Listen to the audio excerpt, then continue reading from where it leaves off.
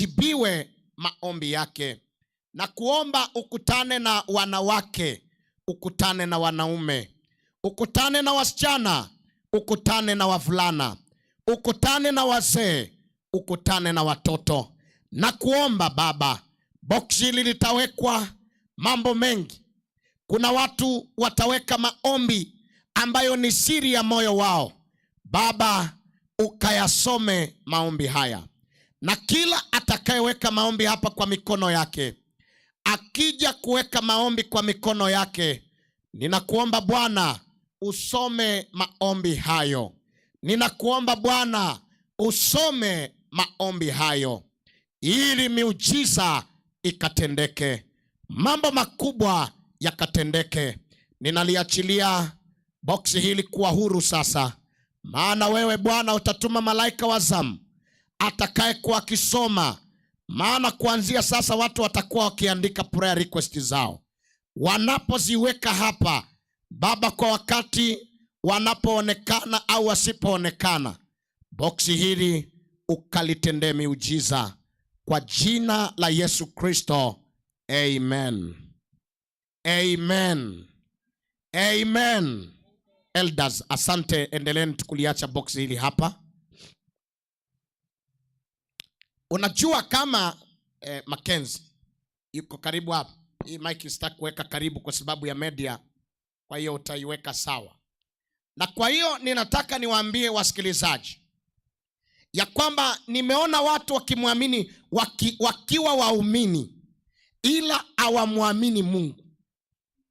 Nimeona watu wakiwa Wakristo ila hawana Kristo. Ni jambo moja kuwa Mkristo, na ni jambo la pili kuwa na Kristo. Naomba nirudie. Ni jambo moja kuwa Mkristo, na ni jambo la pili kuwa na Kristo. Wengi walizaliwa wakajikuta ni Wakristo, tena Wakristo wa Seventh Day. Wamejikuta ni Wakristo tena wa Kiadventista wa Sabato, lakini wengine wa madhehebu ya Kikristo. Lakini nimeona shida ambayo inajitokeza. Wengi wamekuwa Wakristo ila wengi hawana Kristo. Wengi wamekuwa Wakristo ila wengi hawana Kristo. Ninakuombea baada ya mikutano hii, Bwana akusaidie, Bwana anisaidie, tuvuke levo ya kuwa Wakristo na tuje katika levo ya kuwa na Kristo. Jamani, Bwana asifiwe sana. Jamani, Bwana asifiwe sana. Ukiwa na Kristo, wewe ni zaidi ya Mkristo, maana aliye na Kristo kwake anasema, kama ilivyo kama ilivyo Luke chapter 1:37, ambayo inasema, kwa kuwa hakuna neno lisilowezekana kwa Mungu. Wale ambao ni Wakristo wanabaki kuwa na dini ambayo ina maswali na waamini katika nguvu za Mungu. Ila wale ambao wamempa Kristo maisha yao wanaamini, wakisema kama malaika alivyomwambia Mariamu ya kwamba kwa kuwa hakuna neno lisilowezekana kwa Mungu. Usiwe Mkristo anayeteseka. Usiwe Mkristo asiyeyavuna matunda ya Ukristo. Maana Mkristo ambaye anayavuna maisha ya Ukristo, kwake yeye anatembea na maisha ya kumwamini Mungu. Hebu mwambie jirani yako, anza kuwa na Kristo. Hebu mwambie tena, anza kuwa na Kristo. Mwambie tena, mfurahie Kristo maishani mwako. Nimeona watu ambao ni Wakristo ila wanataabika, hawaenjoy, bado ni watumwa. Nami natamani katika mikutano hii, kwa kuwa tunaye Yesu, maisha ya utumwa, maisha ya mashaka, maisha ya kuteseka yanakoma kwa jina la Yesu. Kwa jina la Yesu. Unajua hapa ninakuambukiza kutobaki na Ukristo peke yake. Unajua hapa ninainua imani yako kwamba kama kweli wewe ni Mkristo, amini katika kile Kristo anachoweza kufanya. Na kama unaamini kwamba Kristo anaweza, nina habari njema, hata dhambi zetu zitasamehewa. Hata maombi yetu yatajibiwa. Chochote tutakachomwambia Baba atatenda. Kwa Yesu yote yanawezekana. Hebu mwambie tena mwenzako, kwa Yesu yote yanawezekana. Haleluya. Yesu anasema wewe. Praise him. Where are you? Kesha ukaombe na uje na uje mwanangu. Yesu alilipa bei na wiwa naye dhambi ilitiwa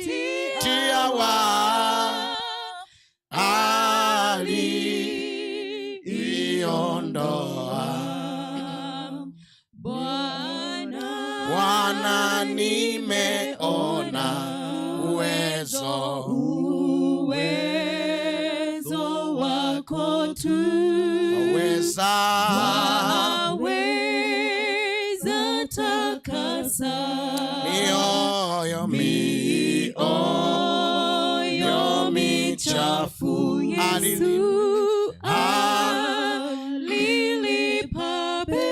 alilipa bei na wiwa naye dhambi ilitiwa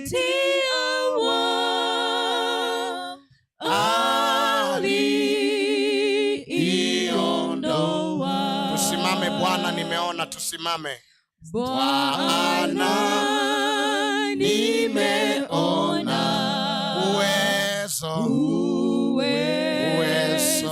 wako tu. Waweza takasa mioyo michafu. Alilipa bei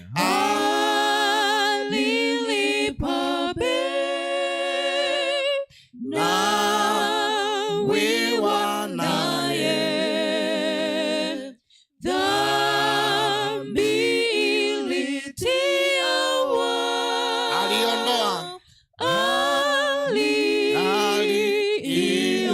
aliondoa.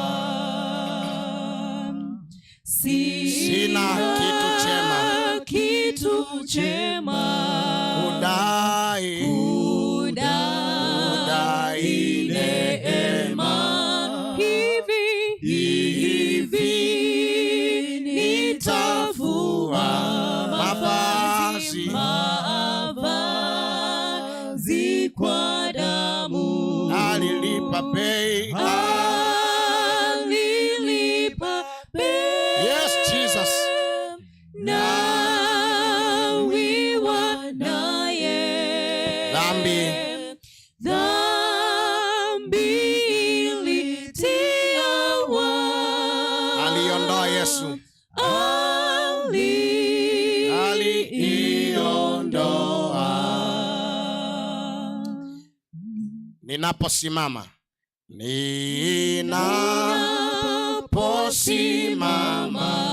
juu. Endelea kuimba kwa sauti na kumaanisha. Taji nitaweka miguuni pa Yesu. Alilipa bei.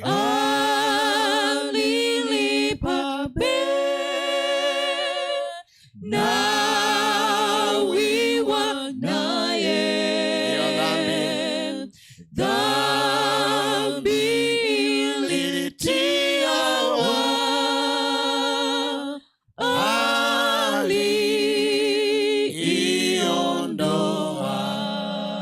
aliiondoa. Tunaomba. Baba na Mungu wetu, asante sana kwa mikutano hii. Asante kwa sababu ya wema wako. Asante kwa sababu umetukubali na umetuleta hapa. Ninayo amani moyoni mwangu kwa sababu ninajua utatujibu maombi yetu. Nina amani moyoni mwangu kwa sababu ninajua utaleta testimonies. Utaleta shuhuda za kipekee.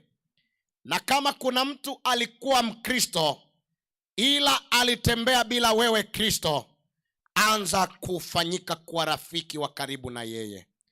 Ninaomba ukaseme na changamoto ya yule baba. Ninaomba ukaseme na changamoto ya yule mama. Ninaomba ukaseme na changamoto ya yule mzee. Ninaomba ukaseme na changamoto zetu. Lakini Bwana, neno lako lituguse. Nitakuwa na neno mchana huu na kuomba Bwana unibariki. Na kuomba Bwana unitumie. Tenda mambo yasiyo ya kawaida. Ninaomba useme nasi tuisikie sauti yako. Ni katika jina lako ninaamini kwamba waliokuja na magonjwa wanapona. Waliokuja na dhambi wanasamehewa. Waliokuja na mambo mazito yanapokelewa. Hili ni juma lisilo la kawaida. Yesu, karibu uwe mgeni wa makambi yetu. Karibu uwe Baba mwema kwa kila ambaye amekuja katika mikutano hii. Tenda mambo ya kipekee mpaka kila mtu aseme, kwako Bwana nimeona kisima cha uzima. Tenda mambo makubwa. Jibu maombi yetu. Tupatie dakika chache za neno lako. Katika jina la Yesu Kristo tunaomba na hata kuamini. Amen. Amen. Ninaomba twende katika neno la siku ya leo. Na kama ukitazama saa yako itakwambia hivi sasa ni saa 6:29. Lakini ninaomba uende nami tu, katika bezi hii ninaomba tu uniazime dakika 15 za neno la uzima, alafu kisha tutaenda kwa lunch. Maana nilikuwa natengeneza bezi na nilitaka watu waelewe yatakayojiri, maombi, sadaka na mema mengi yatakayotendeka.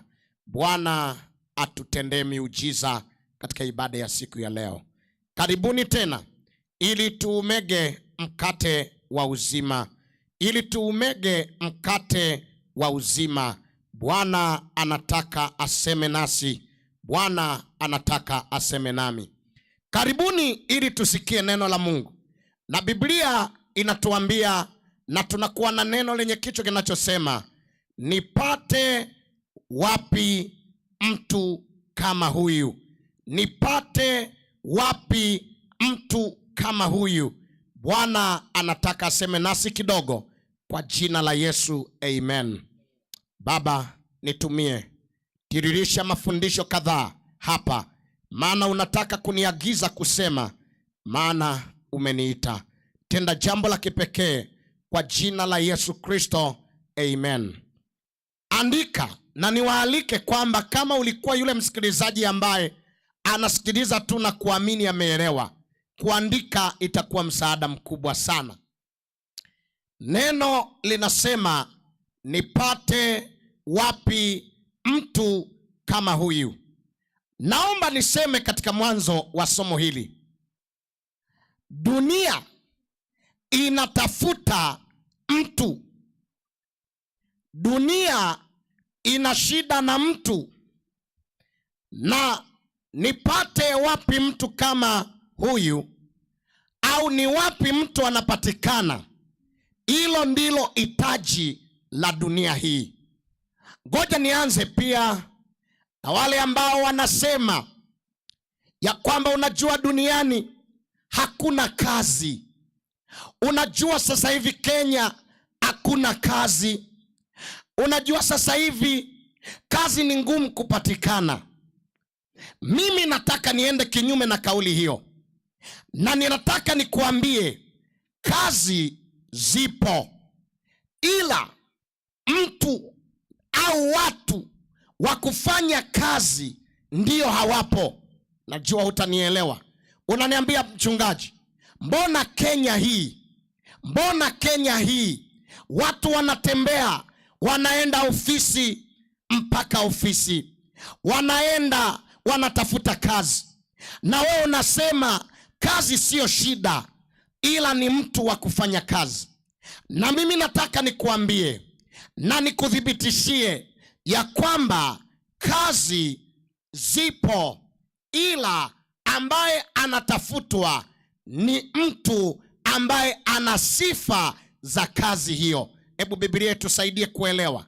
Mwanzo 41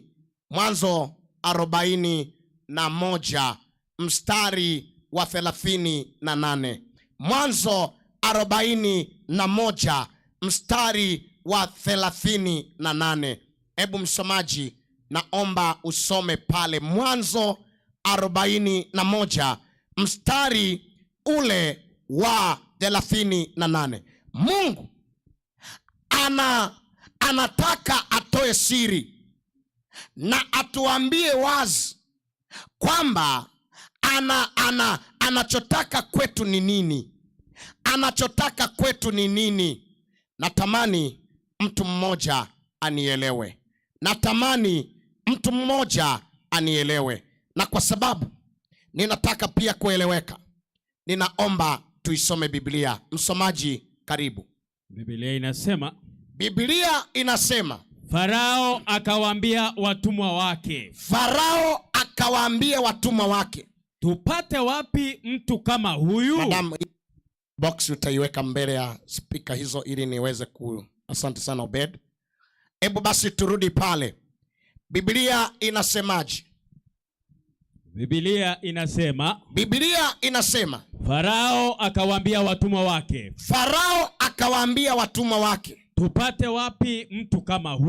tupate wapi mtu kama huyu? Mwenye roho ya Mungu ndani yake, ambaye ana roho wa Mungu ndani yake.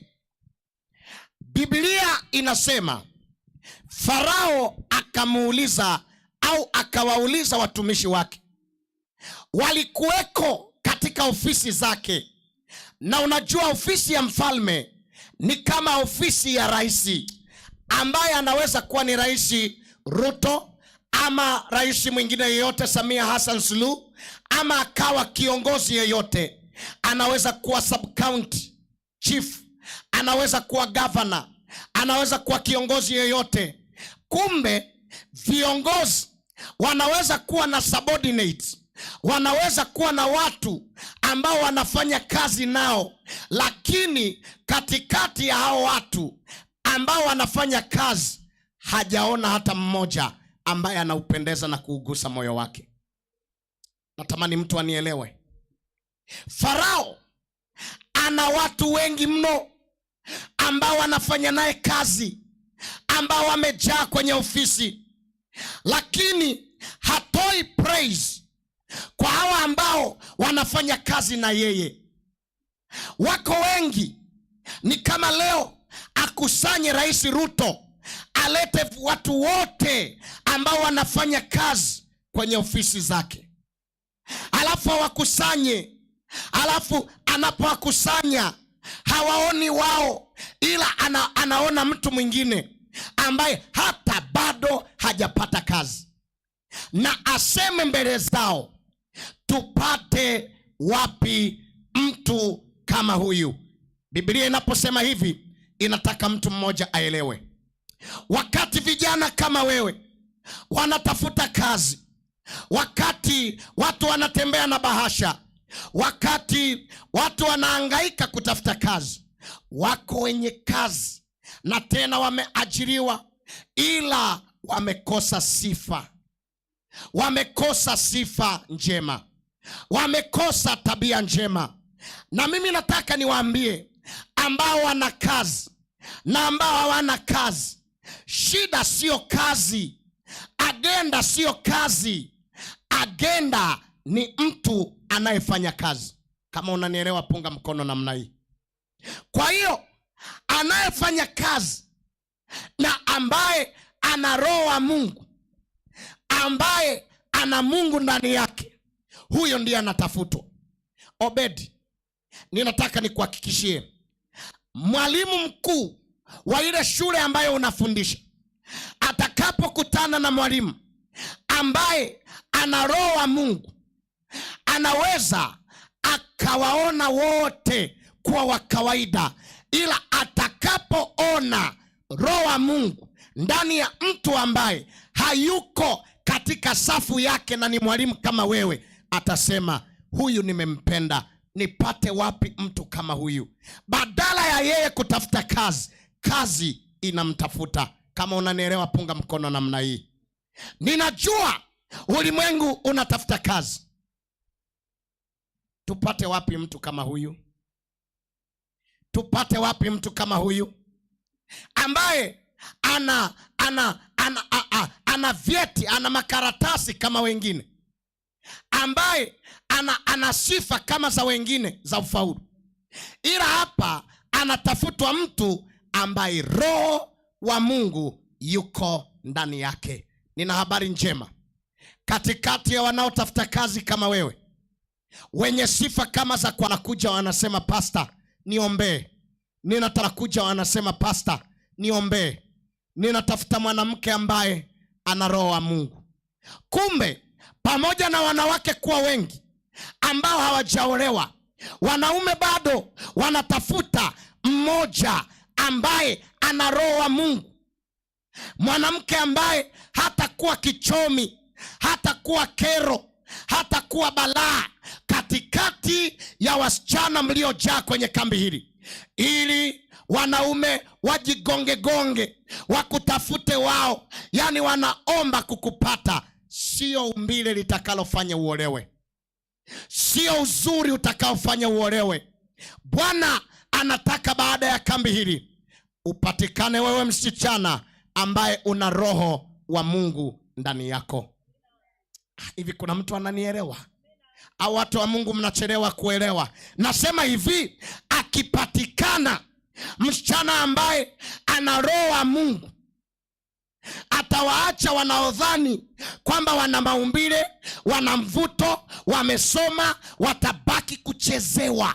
Ila mwanamke msichana anayetaka kuolewa, ninamuibia siri, roho wa Mungu akikaa ndani yako, wanaume watakuja. Sumaku ya Roho Mtakatifu inawavuta kuja kwako, maana tayari roho wa Mungu yuko ndani yako. Kama unanielewa sema amen. Maduka yako mengi yanayofanya biashara na watu wananunua, wanatafuta mahali ambapo akinunua, wananunua kwenye duka la mtu mwenye roho wa Mungu ndani yake. Kama unanielewa utaendelea kusema amen. Watakimbia kwenye hilo duka, utauza mpaka utachoka. Utakuwa unasema mbona wateja wamenifunikia, mbona wamejaa? Ndio, maduka mengine yapo, ila kinachowavuta kwenye duka lako ni kwa sababu umechagua roho wa Mungu akae ndani yako. Hebu ananielewa aseme amen. Ninajua tunafanya kazi na tumetoka maofisini, wengine tumechagua kuja kwenye mikutano hii. Watakapotafuta watu wa kufanyiwa promotion, mkuu wa kituo, bosi wako anasema sioni mwingine wa kuwa promoted, ni huyu tu ambaye ndani yake roho wa Mungu anakaa ndani yake. Nimeona ndoa ambazo watu wanavurugana, na wewe unaendelea kusema muda si mrefu nitadivorce. Ninataka nikusaidie wewe mama, ninataka nikusaidie wewe baba. Kabla hujawaza divorce, jiulize maswali. Je, mimi ninayetaka divorce, je, roho wa Mungu yuko ndani yangu? Na kama bado, mwambie Bwana, kabla sija divorce, ninataka roho wa Mungu akae kwanza ndani yangu.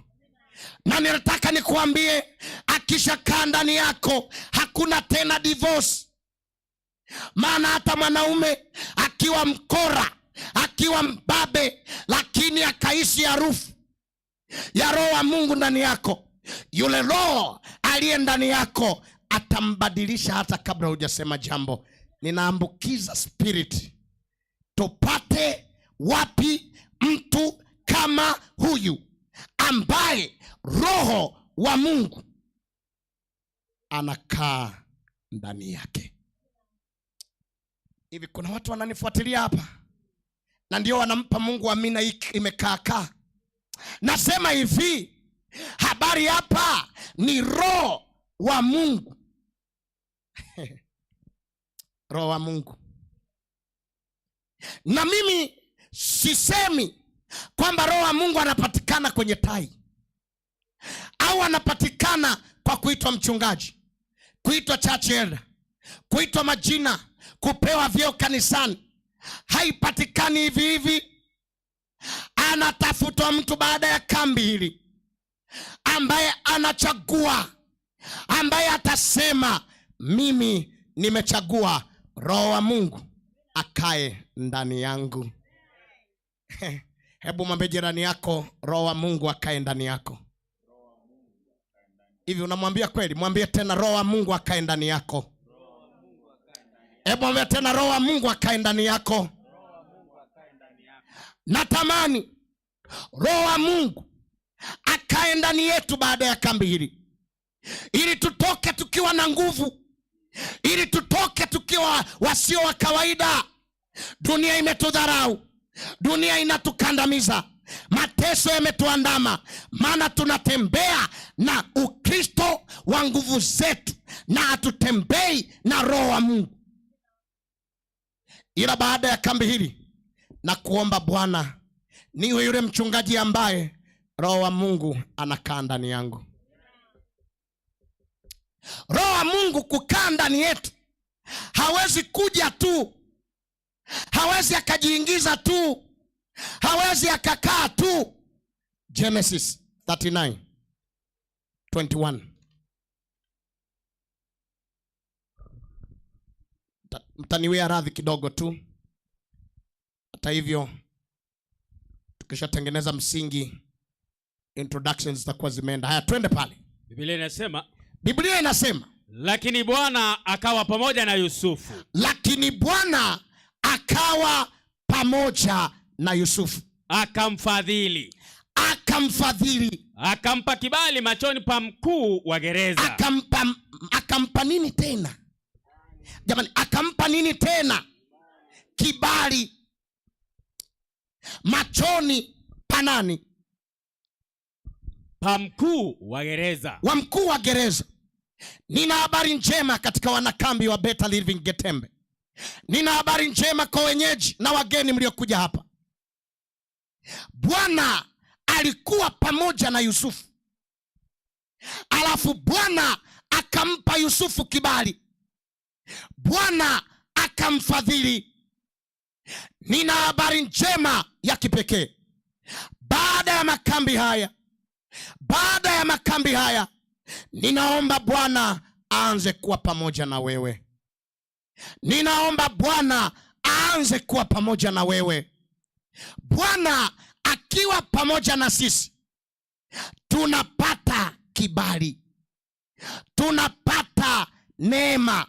Mzee wa kanisa aliposoma hapa, Elda akasoma hapa, inasema unapata mercy and favor. Unapata kibali na unapata neema. Ninakuombea uone kitu katika maisha ya Yusufu.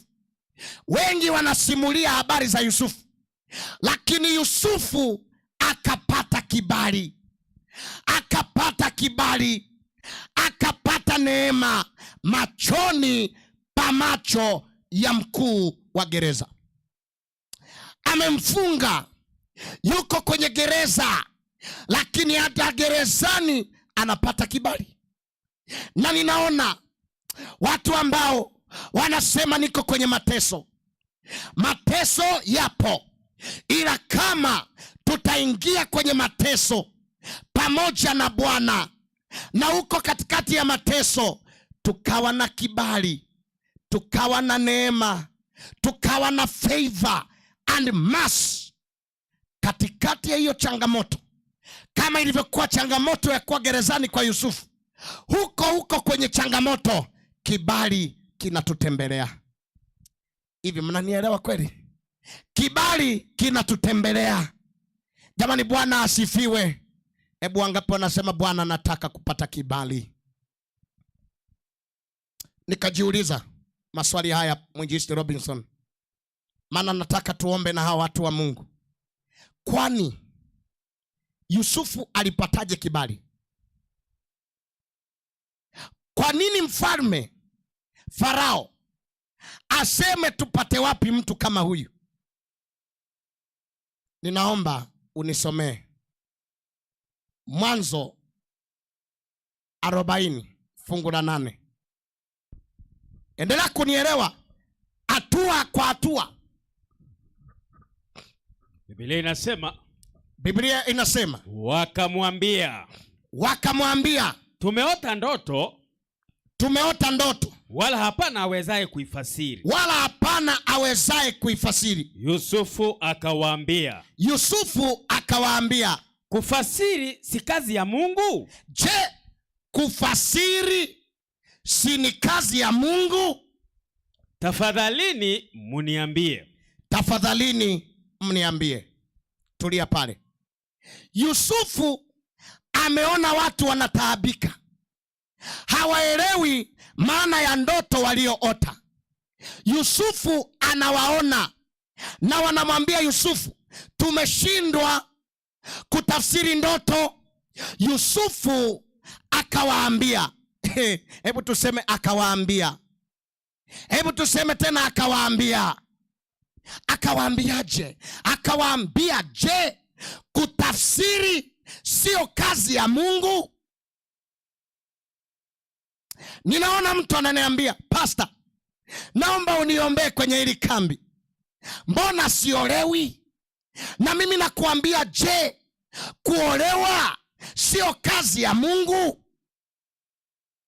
Naona mtu ananiambia, Pastor, unajua ninaumwa sana, niombee.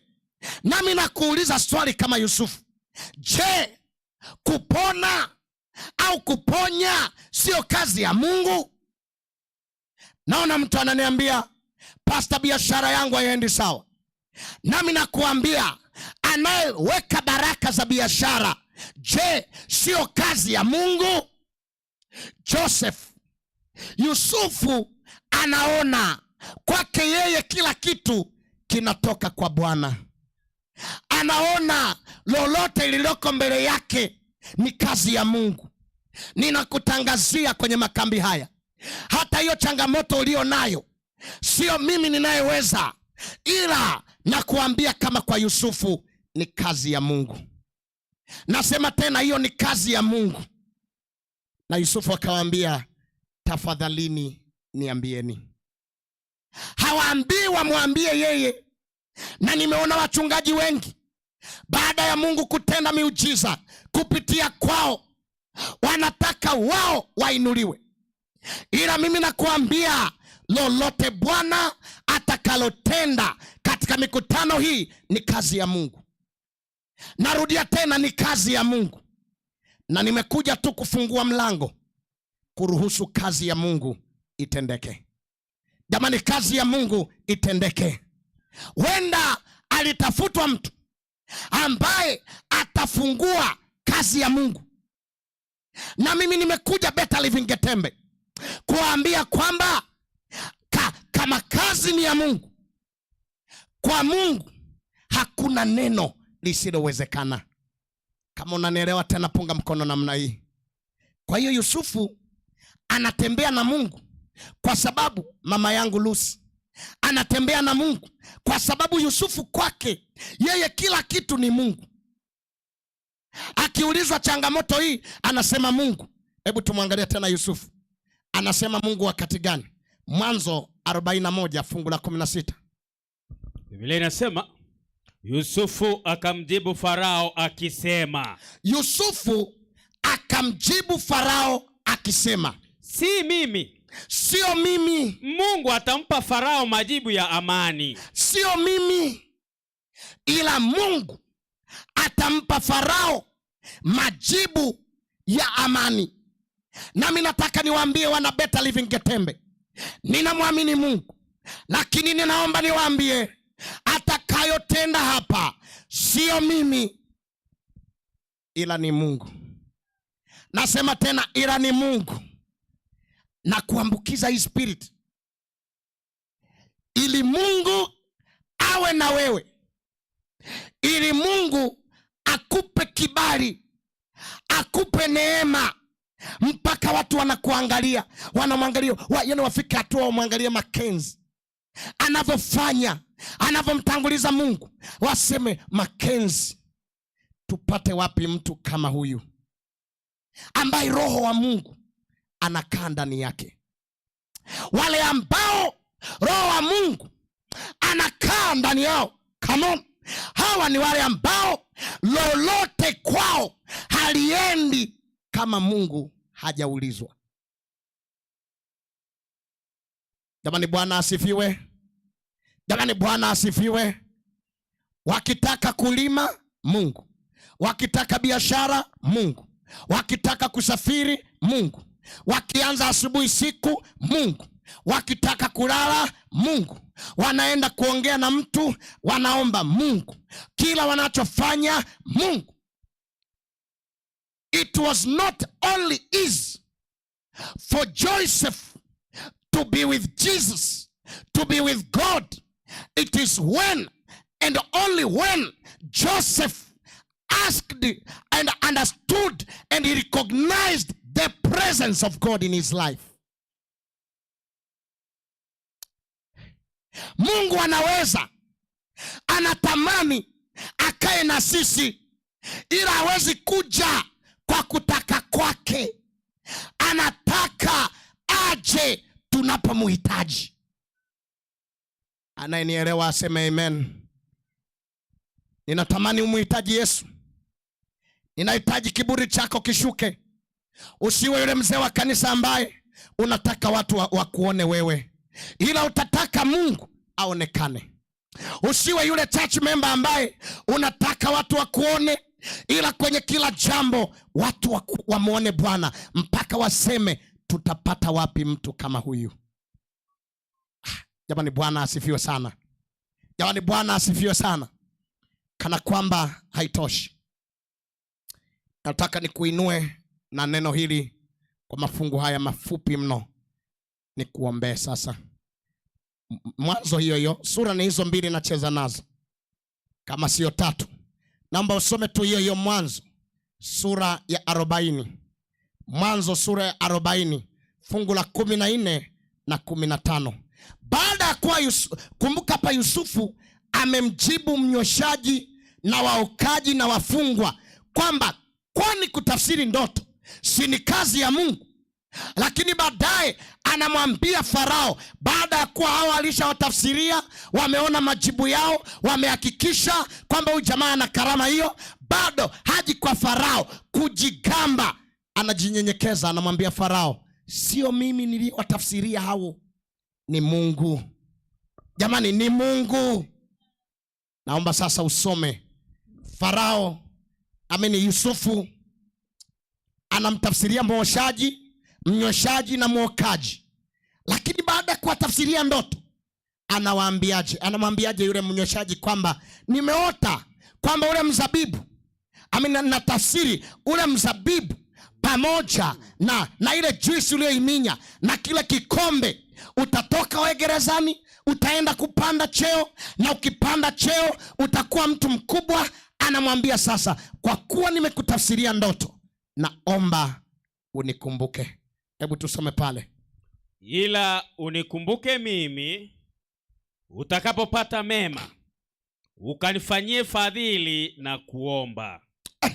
Yusufu amemtafsiria ndoto huyu mnyweshaji, alafu palikuwa na mwokaji. Mnyweshaji anatabiriwa kwamba atapata, cheo kitapanda. Lakini mwokaji naye anatamani kutafsiriwa ndoto yake, anaambiwa wewe baada ya siku 3 utachinjwa. Huyu ambaye anakuwa promoted, Madam Ruth, natamani tengeneze hii point hapa na mtu aondoke na jambo. Baada ya kuwa amekuwa promoted na ndoto imetafsiriwa, anaambiwa utaenda, ila ufanye nini? Unikumbuke. Hebu soma fungu la 15. Kwa nini unikumbuke? Kwa sababu hakika naliibiwa kutoka nchi ya Waibrania. Wala hapa sikutenda neno lolote hata wanitie gerezani. Sikutenda neno lolote hata wanitie gerezani.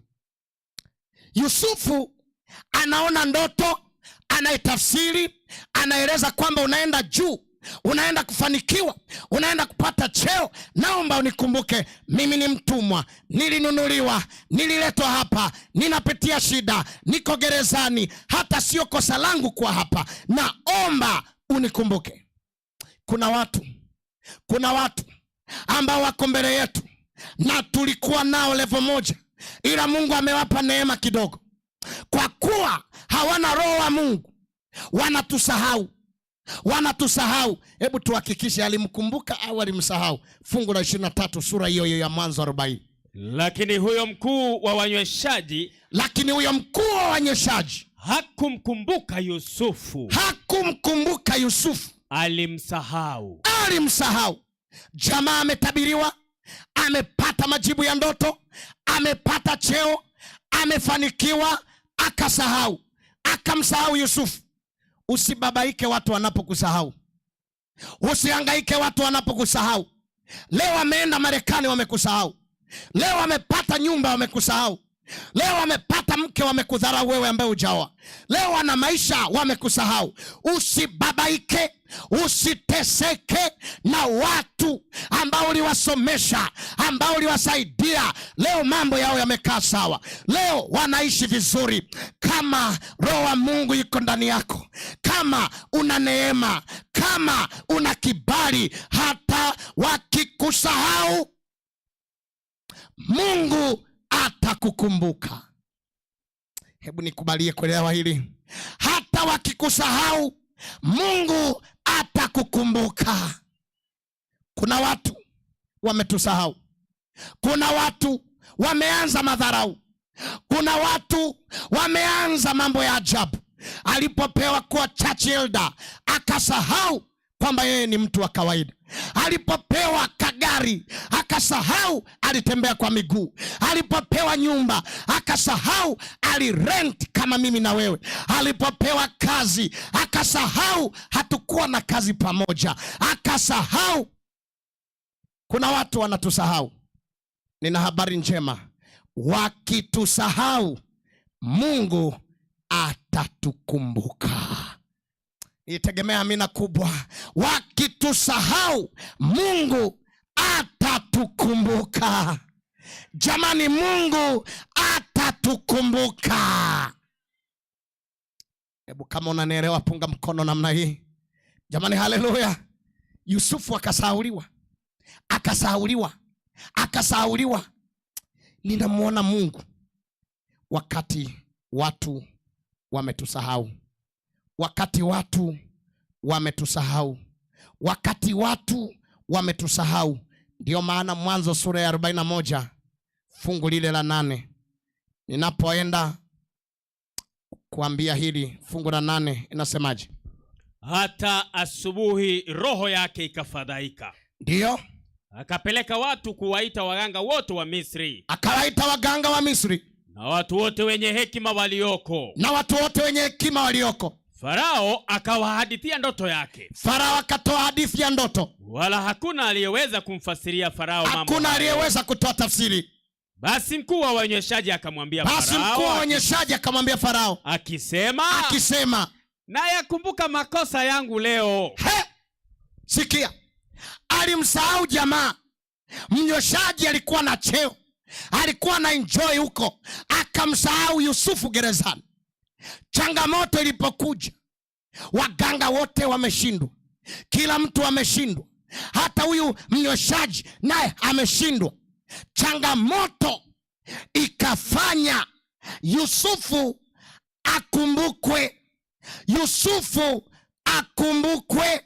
Nina habari njema, ukiwa na roho wa Mungu, waliokusahau watalazimishwa kukukumbuka. Nina habari njema, ukiwa na roho wa Mungu, hata kama wao watashindwa kukukumbuka, changamoto zao zitawafanya wakukumbuke. Endelea kuwa na roho wa Mungu, endelea kuwa na Bwana ndani yako, endelea kumruhusu Roho atawale maisha yako. Yusufu aliendelea kwa gerezani akimtegemea Mungu, akimsubiri Bwana. Walipomsahau, saa ilifika, wao wenyewe mazingira yaliwalazimisha wakamkumbuka. Jamani, Bwana asifiwe. Hebu kama kuna mtu amenielewa mchana wa leo, aseme amen. Tenena, tenena, tenena tusave. Tenena, tenena. Kwa nini usije mbele kidogo ukipiga hatua zako? Njiani huniongoza Yesu wangu Mwokozi, rehema hatapunguza milele kiongozi. Njoo tu hapa kwenye jua, mimi silimenichapa kwa ndama dunia ni daima, nijapo sumbuka sana, yeye hutenda vyema. Nijapo sumbuka sana, yeye hutenda vyema. Njiani huniongoza, hupunguza matata, nikiugua hupozwa, na njaa ninashiba. Nichokapo gula, hizo nguvu zikapungua. Jiwe mbele yangu unibubujika. Hilo jiwe mbele yangu unibubujika. Basi ishia tu pale. Watoto wa Mungu, mchana wa leo, tupate wapi mtu kama huyu ambaye Roho wa Mungu anakaa ndani yake? Tutampata wapi mama ambaye Roho wa Mungu anakaa ndani yake? Tunampata wapi msichana mwenye sifa ya kuolewa ambaye Roho wa Mungu anakaa ndani yake? Wanaotaka kuoa wanatafuta mtu, wanaotaka kuajiri ili wakupee kazi wanamtafuta mtu ambaye ana sifa za ziada. Lakini pamoja na sifa za ziada, sifa moja kuu, Roho wa Mungu awe ndani yako. Nasema tena, Roho wa Mungu awe ndani yako. Palipo Roho, yote yanawezekana. Ninasema tena, yote yanawezekana. Jamani, yote yanawezekana. Mkaribishe Roho wa Mungu, yule yule aliyekaa ndani ya moyo wa Yusufu, akae ndani yako, ili kwamba hata kama utauzwa na ndugu, hata kama utaenda ugenini watakusingizia, hata kama utaenda gerezani, hata kama mambo yatabadilika, ninahitaji uwe na Roho wa Mungu ambaye mambo yanapokuwa magumu, wewe umetulia, Roho wa Mungu anafanya kazi. Jamani, Roho wa Mungu anafanya kazi. tupate wapi mtu kama huyu? Hili ndilo swali ya mchana wa leo. Nina yule ambaye anasema Yesu, wenda umetafuta better living Getembe, mtu ambaye Roho amekaa ndani yake, ambaye sio tu Mkristo ila tunamwona Kristo maishani mwake, ameyarahisisha maisha yake. Natamani tafakari hiyo ipenye. Natamani mama mmoja amue aseme, nimechoka na Ukristo wa jina, nimechoka kuendelea kuitwa Mkristo Mwadventista. Saa imefika, ninataka Roho wa Mungu akae ndani yangu. Mwanaume ambaye anasema kuna saa natamani kupiga mke, kumwacha, kumtafutia mpango wa kando, ila leo kwenye makambi haya nataka Roho wa Mungu akae ndani yangu. Roho wa Mungu akiingia, hamu ya dhambi inakufa. Nasema tena, hamu ya dhambi inakufa. Magonjwa yenyewe yanateketea, maisha yanabadilika. Tupate wapi mtu kama huyu? Katika jua hili kali, wewe ndiye Bwana amekutafuta. Jamani, Bwana amekutafuta. Bwana amekutafuta. Patikana basi. Is that your call? Je, huo ndio wito wako? Unajiambia katika makambi haya, nimeisikia sauti ya Mungu. Yaani ukiwa na Roho wa Mungu huhitaji connection. Yeye mwenyewe anakuconnect. Ukiwa na Roho wa Mungu hauhitaji watu wakukumbuke kwa mapenzi yao. Mungu anawalazimisha wao, anatengeneza shida kwao ili wakukumbuke wewe, mtu wa Mungu. Tupate wapi mtu kama huyu ambaye Roho wa Mungu anakaa ndani yake? Mimi ninachagua Roho wa Mungu akae ndani yangu. Ndio ambalo nalisikia Bwana ananiambia halisi. Kama ndivyo kwako pia, sema amen. Sema amen. Inawezekana ni hubiri la kawaida sana, ila ambaye ameruhusu, tayari anasikia moyoni mwake kwamba ana hiyo shida, ametembea mkavu mkavu, anamruhusu Mungu kidogo kidogo. Leo anamruhusu, kesho anamwacha, anajibania. Leo anaruhusu, kesho amekaa. Leo anafanya, kesho anafanya. Lakini anasema rasmi leo Roho wa Mungu anakaa ndani yangu. Madam Lucy apewe microphone atuombee hapa, ili Roho wa Mungu akae ndani yetu. Tufunge macho yetu, ili wakati anakuja kuomba hapa karibu nami, umwambie Bwana mwenyewe, naomba karibu ndani ya moyo wangu. Endelea kusema, Baba, Roho wako akaribia ndani yangu. Soma moyoni mwako, omba kwamba nimekuwa mwanamke ambaye hasira inanitawala, maneno machafu machafu, ninafanya mambo peke yangu. Nimekuwa mwanaume mwenye kiburi cha uzima, nimejitumainisha, nimetembea bila Roho wa Mungu. Ila maisha ya Yusufu yamekuwa sio ya kawaida, maana Roho wa Mungu alitoka naye kwao, akaenda naye utumwani, na huko alikutana na baba. Na mhitaji Roho huyo, ili watu wenyewe waseme, tupate wapi mtu kama huyu? Endelea kuomba, mwambie Bwana, nigeuze niwe yule dada, yule kaka, yule mama, baba ambaye Roho wa Mungu anakaa ndani yangu. Anakaa ndani yangu.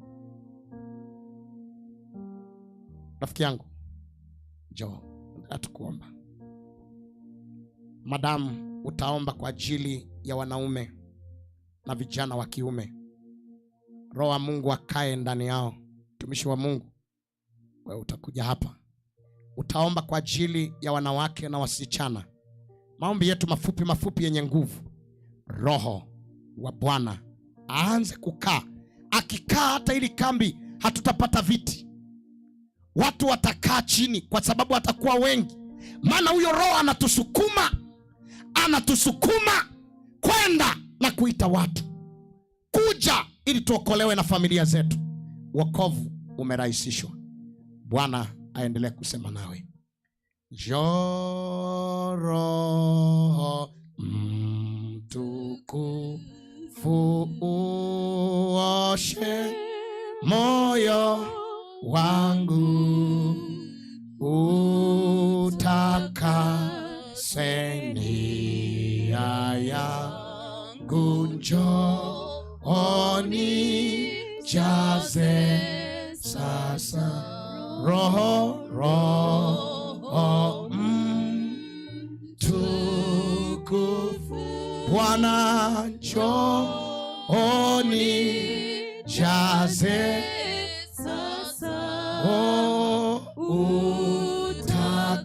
utakase nia yangu. Njoo Bwana, njoo Bwana, utujaze sasa. Karibuni kwenye maombi. Madamu utaanza. Mungu Baba wetu wa mbinguni, mwanzo na mwisho, muumba wa mbingu na nchi, sisi wana wako twarejea mbele ya kiti cha enzi tukinyenyekea, kwa sababu tumetambua tumeishi siku nyingi tukiwa Wakristo wa jina tu. Mchana huu Baba, unayejibu maombi ya wana wako, unayesamehe dhambi za waliotenda dhambi, unayewarejesha waliopotea nyumbani, tunarudi katika jina la Yesu. Amen. Tunataka kuwa watu ambao Roho atakaa ndani yetu. Amen. Ninawaombea vijana, wazee, watoto wote waume katika jina la Baba. Mungu wa mbinguni, uliye mwenye huruma nyingi, warehemu wazee wote. Amen. Warehemu vijana wetu. Amen. Warehemu watoto waume wetu, wasije tena wakaishi bila Roho wako. Ni hatari kumbe kuishi bila Roho. Hebu Baba wa mbinguni, anapotafuta mtu kama huyu, vijana hawa tulionao hapa wakapatikane. Amen. Hebu anapotafuta mtu kama huyu, wazee walio katika kundi hili wakapatikane. Amen. Hata vijana wanaotazama kwenye mtandao, hata waume wanaotazama kwenye mtandao, Baba, tunawainua mbele zako. Yes, na Lord. Tunaomba kutoka leo waweze kuwa waume ambao ni wa namna hii. Yes. Wanaoongozwa na Roho wa mbinguni. Amen. Tunashukuru kwa kutusikiza, ni ombi letu katika jina la Yesu Mwokozi wetu. Amen. Amen. Loving Father in heaven, King of kings, we come unto thee because you are indeed our Savior. We thank you because we are yours in two ways. We became yours at the Garden of Eden, and once we sinned, you made us to be yours through your Son Jesus Christ. Amen.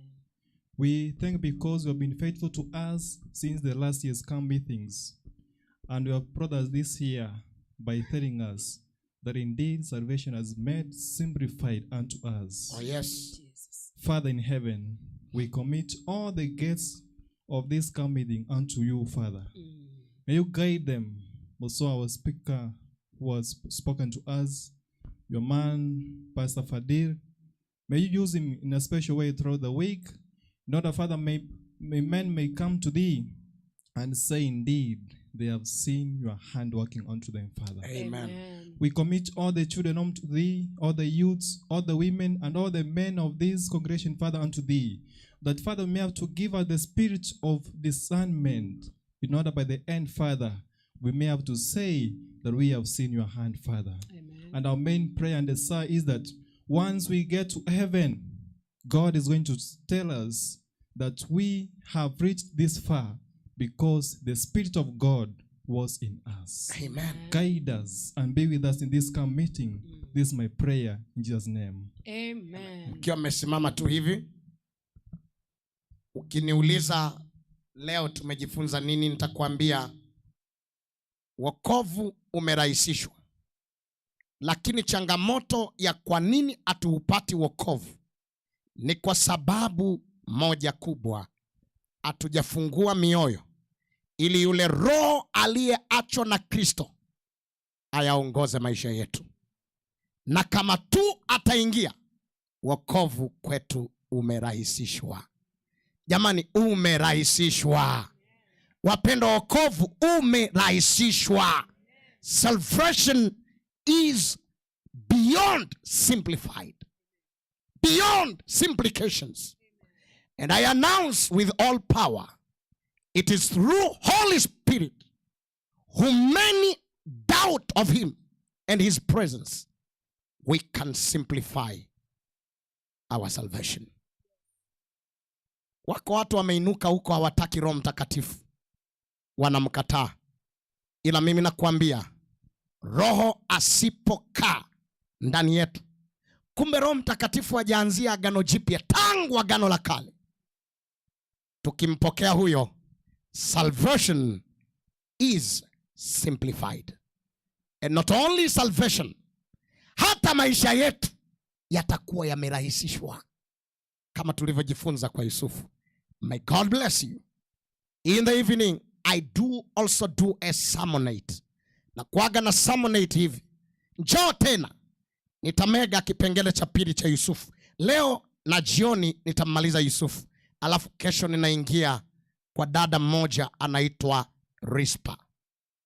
Nitajifunza nanyi kuhusu Rispa, na Bwana atatubariki. Come one, come all.